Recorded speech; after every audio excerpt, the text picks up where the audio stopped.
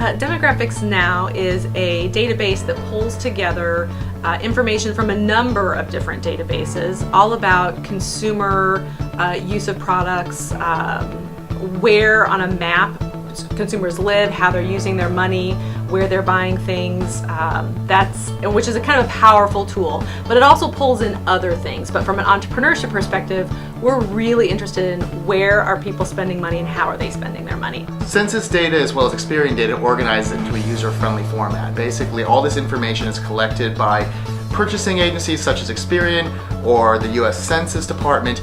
This is a way to access all that information in a very user-friendly way.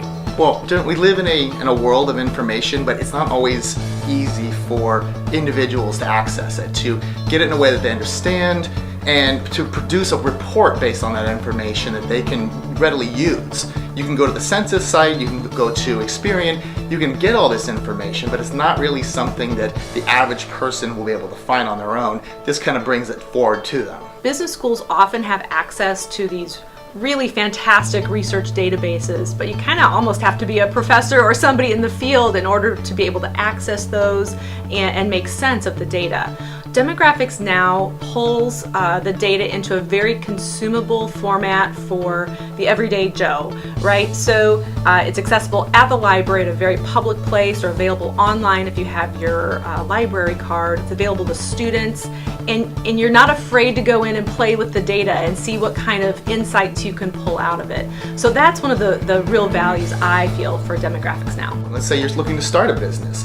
Instead of walking into a loan officer's office and say, I believe the people in Macon County or Decatur like product X, you can walk in with a report generated by this site that says the people in this neighborhood spend this much money on project X, on product X, and have the data to back it up. Let's say an individual is looking for a neighborhood in which to buy a house. Where are the people that are my age? Where are the people that have kids? Where are the people that are making a certain amount of money? Where am I going to feel comfortable?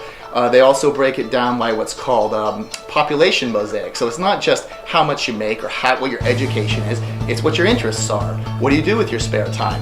How many kids do you have? What do you do on the weekends? Are you retired? Are you part of the emerging economy? Do you work in technology?